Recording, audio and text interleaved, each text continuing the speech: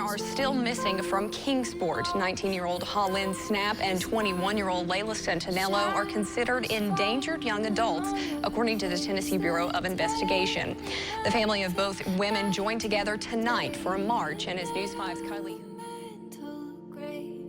Washing away the noise, nothing stays the same. 4 months later, 19-year-old Hollynn Snapp was last seen in Kingsport on October 15th. Hollynn's family says they haven't heard from her since October 5th. Now, a month has gone by with no answers and no new leads as to what happened that day.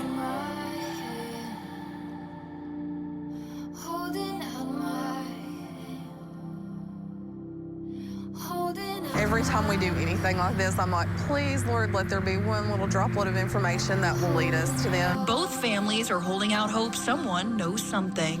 All the light we cannot see exists within you next to me.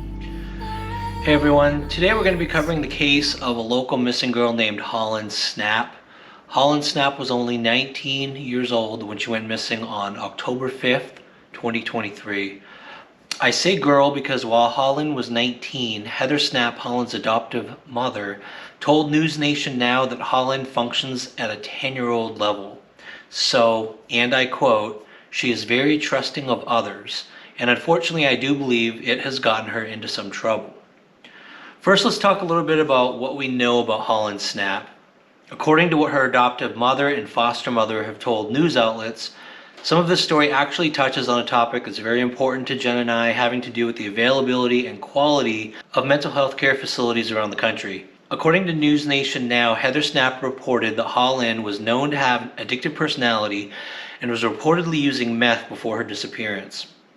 Heather also told WJHL that her daughter struggles with mental health difficulties, but had few treatment options near her home in Chuckey, Tennessee. Heather told WJHL News, "My daughter wouldn't be in the situation that she was in if she had been able to access resources in our hometown." Now, if you look at where Chuckey, Tennessee is located, it's a good distance west of Jonesboro, closer to Greenville, as you travel along Route 321. The most well-known mental health facilities in this area are Woodbridge, an 84-bed facility in Johnson City, and Creekside, a 72-bed facility in Kingsport, Tennessee. Now, I want to pause here and talk a little bit about what Hollynn was likely experiencing just prior to her disappearance. And this is also important to talk about because I think, and this is only my opinion, that teenagers that go missing and are known addicts tend to be treated a little differently than regular missing persons cases. I think there's a bit of stigma that goes along with someone who's an addict, compounded by a stigma against people with mental illness. When you put those two things together, I think it's usually an assumption in the earlier days of a disappearance that the teenager is either a runaway or intentionally hiding from family. There's one thing we can quickly put to bed about Hollynn's case, and that is that she was not very likely hiding from her family. The family told the Sun media outlet that it's, and I quote, completely unlike Hollynn to cut all communication. She was known to check in with her adoptive mother frequently, and going several days without calling or texting was extremely unusual. More evidence of this comes from Leslie Hunt, the foster mom, who shared a message for Hollynn with WCYB News. Her message to Hollynn was as follows: "We love you and we are praying for you. Once before I told you that every day at 11 o'clock I set my alarm to go off on my phone to pray for you, and I'm still doing that every day at 11 o'clock. I'm praying for you, and I hope that you'll be back with us soon." This is not the behavior you would expect from a dysfunctional family. This was clearly a family where Hollynn had a number of adults who were available to serve as her support system. However, Hollynn, like so many other teenagers her age, was likely balancing mental health issues, which usually stem from early trauma in her life, evidenced by the fact that she did have to enter the foster system at a young age. Adding to that the difficulty Hollynn was having with getting resources to cope with her mental illness, she turned to a solution too many young adults turn to: drugs. Now you may ask, why is there difficulty in getting resources? I think the family only shared the tip of the iceberg when it came to that issue. I know from interactions with the mental health system that in order to get access to care, a lot of things have to fall into place for you.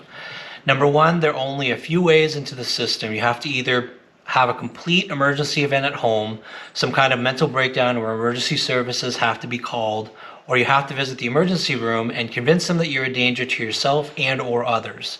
Failing to convince them that you're an immediate danger, crisis workers will not admit you. And that's usually after waiting 5 to 8 hours in an emergency room bed for a crisis worker to even come to see you. Many people are unwilling to go through that difficult process, and all too many turn to self-medicating as a form of coping. So back to Hollynn's case. Here's a girl in crisis, possibly self-medicating with meth, which means, of course, that to obtain a drug like meth, you have to interact with people who you can get those illegal substances from. That means you've got a 19-year-old child functioning at a 10-year-old level and very trusting of others, going to dangerous places and interacting with dangerous people. Family lost communication with Hollynn for some time, and after a while became extremely concerned for her and filed a police report on October 15th, 2023. Now, the investigation turned up several clues that have been made public. The first clue in this case comes from something that Leslie Hunt told News Nation Now, and that was that Hollynn was apparently in a fight at a party in Kingsport on October 5th, 2023. The second early clue released by TBI is that Hollynn was last seen in the Bell Ridge Drive area in Kingsport. It isn't clear if the fight mentioned took place at the Bell Ridge Drive location, but it's probably a safe assumption. Months went by while TBI and Sullivan County continued investigating this case, as well as a private investigator working the case for the family. On February 8th, 2024, the private investigator publicly released new information related to findings around this case. According to the investigator, Hollynn was, and I quote, brutally assaulted by a male before her disappearance. I've gathered multiple witness statements corroborating this fact. Unfortunately, we have not been able to locate anyone who has seen Hollynn since the night of the assault at a residence. Furthermore, there has been no activity detected on her phone or social media accounts since that time. Leslie Hunt told News 5 that early on in the investigation, she learned of an incident involving Hollynn at the Bell Ridge area in Kingsport. This confirms that the violent incident did take place at the Bell Ridge location. Hunt reported the following information.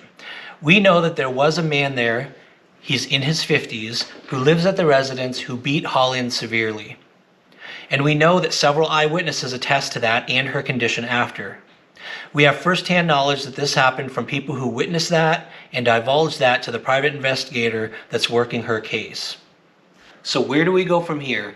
For our part, with a case as recent as October 2023, we want to be very careful about doing or saying anything that could interfere with a very early ongoing investigation. Jen and I have made the decision that typically we'll avoid cases that aren't at least 2 or more years old, because before then, authorities are still very active with following up on multiple leads and searching deeply into key locations. So in this case, we're mostly looking to raise awareness about Hollynn's case. We did take a quick drive out to the Bell Ridge area to give you a sense of the type of community this is. We did have a friend who was driving through the area before us, and he reported seeing a strange sheet at the corner of an underpass near the area where Hollynn was last seen. So we also took the time to investigate this as well, even though the likelihood of it being anything important so long after the disappearance was very low. Let's take a look at that drive real quick. All right, now that you know the story of Hollynn's disappearance, we are going to head over to the area she was seen, last seen, where she went missing. I do have a friend who was scouting out the area for us just to kind of check that, you know, how safe it is, what kind of area it is, and they spotted a white sheet under the overpass nearby. We're going to check that out. It's kind of an obvious location, but it looked a little bit sus, so we're going to go with some gloves, open that up and see what's in there. But gonna head over there now, and we're gonna see just kind of what the area looks like, if there's anything nearby. There's a whole, I'll show you on the map, there's a hole basically from the overpass. I think we're gonna park around there and then walk. There's a kind of like a foresty area, not much down in there. The other side is all houses and, you know, clear land, but we do want to at least see down, get down into some of that bushy area. There's actually a sign, I believe, where it says no dumping, where would be probably the most convenient place to get rid of something. I'm assuming this whole area has been searched. I just don't know how well. I don't know the story on the search yet. Haven't been able to find out much information, so we're just kind of lightly looking around today, seeing what the area looks like, and take it from there. So we're gonna get to there now, and we'll see what we see. So.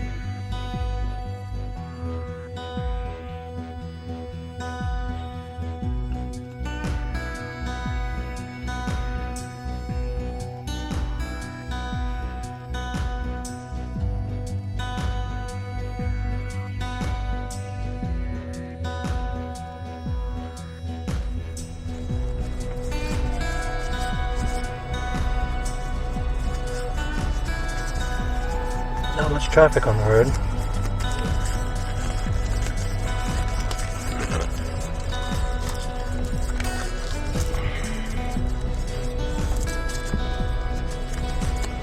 All right, check this out.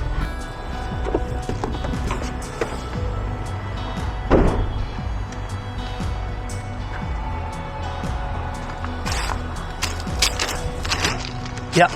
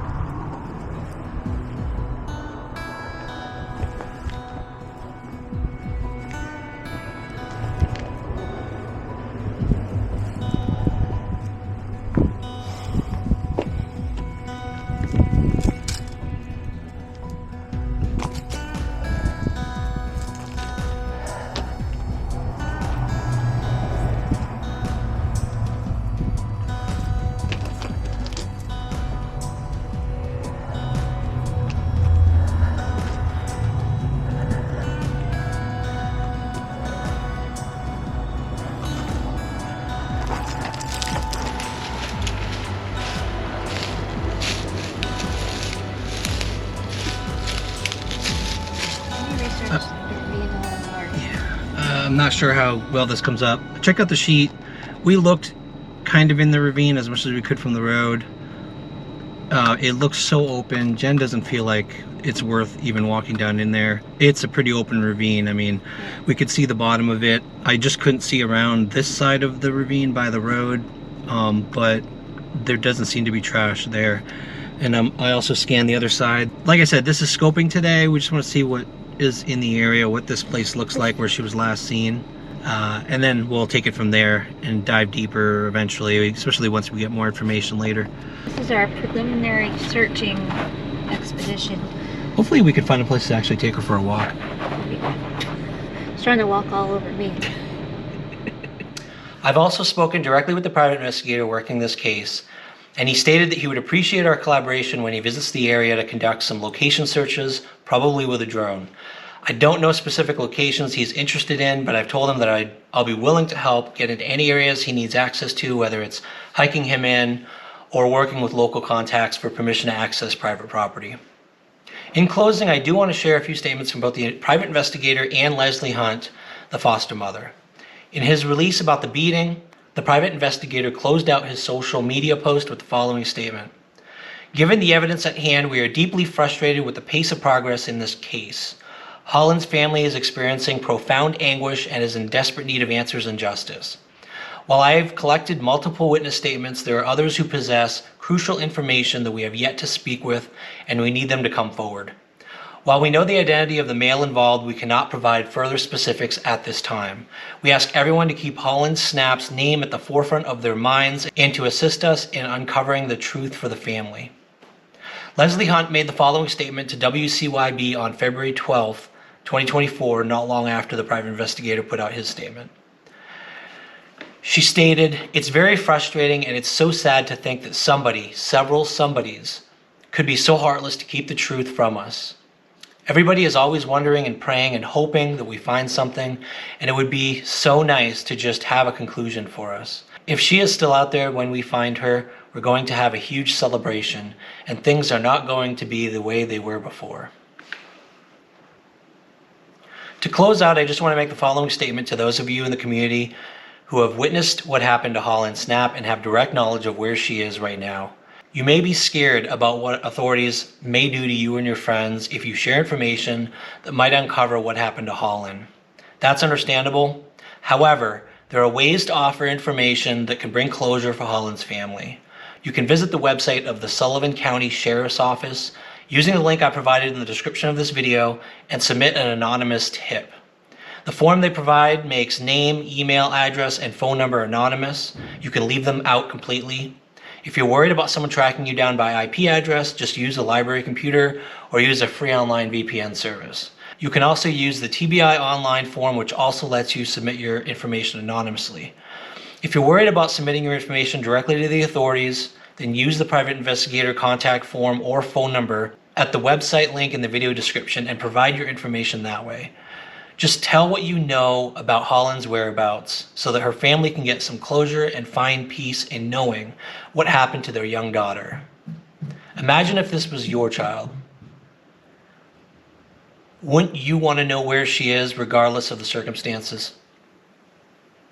Please don't let another week go by with this family suffering the anguish of not knowing where their precious Hollynn is. Do the right thing. Thank you all for watching, and let's pray that Hollynn's case comes to a resolution quickly.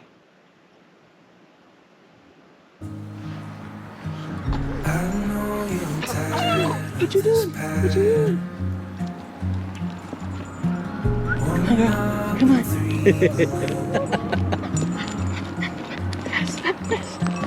You're chasing after what matters. Your heart knows where to go. If the moon gives a present, the sun stops it shining. You know you'll have a hand to hold. As we wait on the timing, together we find it. There's more than one way to go home.